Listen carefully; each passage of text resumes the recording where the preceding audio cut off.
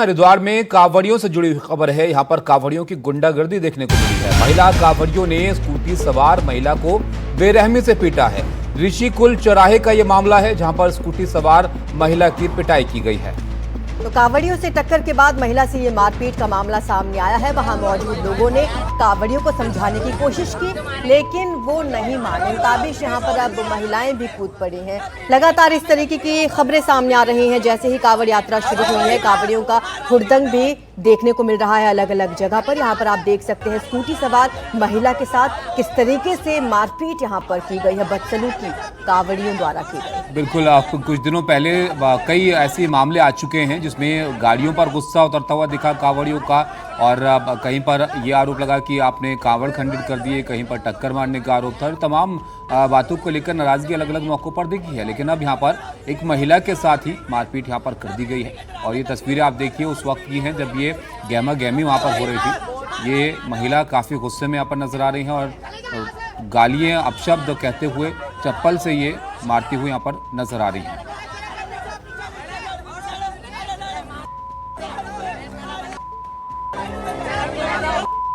तो कांवड़ियों के मुद्दे पर उत्तराखंड के डीजीपी ने भी बयान दिया है। नैनीताल हाईकोर्ट में उत्तराखंड के डीजीपी ने यह कहा कि तोड़फोड़ मामले में गिरफ्तारी की गई, डीजे चलाए जाने के मामले में भी केस दर्ज किया गया और पुलिस लगातार लॉ एंड ऑर्डर मेंटेन कर रही है, ये उन्होंने बयान दिया है।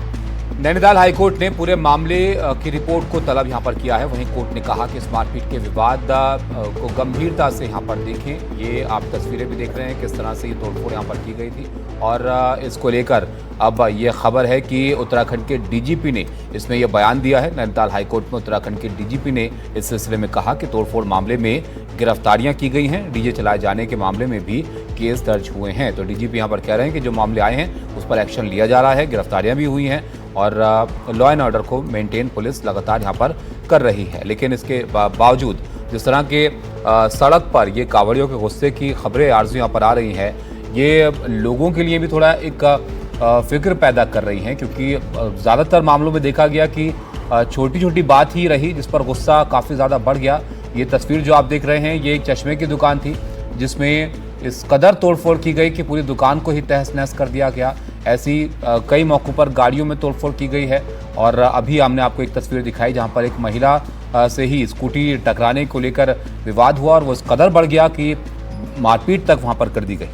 बिल्कुल, और शायद यही वजह है कि कोर्ट में पूछा गया था लॉ एंड ऑर्डर के बारे में, और उस वक्त नैनीताल हाईकोर्ट में इस पूरे मामले में रिपोर्ट तलब की गई है। आपको बता दें कि इस मारपीट के विवाद को गंभीरता से देखा गया है। कोर्ट ने भी ये कहा था पुलिस से कि गंभीरता से इन तमाम मामलों को ले, और फिर नैनीताल हाईकोर्ट में उत्तराखंड के डीजीपी ने ये बताया कि किस तरीके की कानून व्यवस्था वहां पर की गई है, तोड़फोड़ मामले में कितने लोगों की गिरफ्तारी की गई है, डीजे चलाए जाने के मामले में केस दर्ज किया गया है। पुलिस लगातार लॉ एंड ऑर्डर मेंटेन कर रही है, उन्होंने ये भी हाईकोर्ट में बताया। किशोर हमारे साथ जुड़े हैं हमारे सूगी। किशोर, बताइए डीजीपी साहब ने और क्या कुछ कहा यहाँ पर कोर्ट में? और इतनी तो पुलिस तैनात है पूरे रूट पर, फिर भी इस तरह की अगर बातें हो रही हैं तो पुलिस क्या कर रही है इसमें?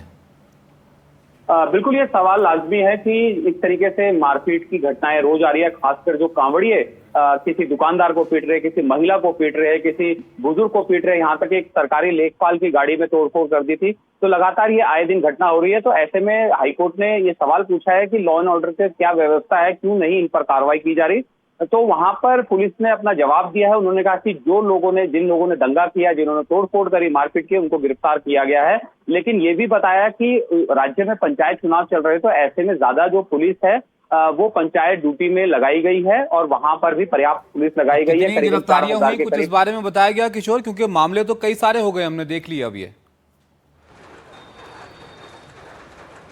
बिल्कुल, इसमें जो जानकारी मिल रही है, पुलिस ने बताया कि 1 दर्जन से ज़्यादा लोगों को गिरफ्तार किया गया है जिन्होंने मारपीट की है और जिन्होंने तोड़फोड़ की है, तो उनको चिन्हित कर गिरफ्तार किया गया। लेकिन सवाल यही है कि अगर गिरफ्तार किया गया और पुलिस का लॉ एंड ऑर्डर वहाँ पर बेहतर है, तो इस तरह की घटनाएं क्यों हो रही है? आए दिन, एक दिन नहीं, लगातार डे बाय डे यहाँ इस तरह की घटनाएं हो रही है। और जो वहाँ के व्यापारी है उन्होंने इस बात का विरोध भी किया और उन्होंने कहा कि हम बाजार बंद करेंगे अगर इस तरह की घटनाएं हुई। तो यही बात है कि हाईकोर्ट ने इस मामले में गंभीर होकर सवाल पूछा और इसमें पुलिस को निर्देश दिया कि वहां पर चूंकि अब 17 या 18 तारीख से वहां डाक कावड़ शुरू हो जाएगी और बहुत ज्यादा भीड़ आने की संभावना है। 23 तारीख को शिवरात्रि है और 22 तारीख तक पुलिस के पास ये पर्याप्त फोर्स होना चाहिए, क्योंकि वहाँ जिस तरीके से लोग आएंगे, जिस तरीके डीजे बजाए जाते हैं, वहाँ पे हुड़दंग मचाया जाता है और लोगों को परेशान किया जाता है, तो इसको लेकर हाईकोर्ट ने साफ निर्देश दिए है कि इस तरह की घटनाएं आगे ना हो, और साफ निर्देश दिए है कि जो कार्रवाई है वो कड़ी होनी चाहिए और सुरक्षा लोगों की भी पूरी होनी चाहिए। जी, शुक्रिया आपका इस तमाम जानकारी के लिए।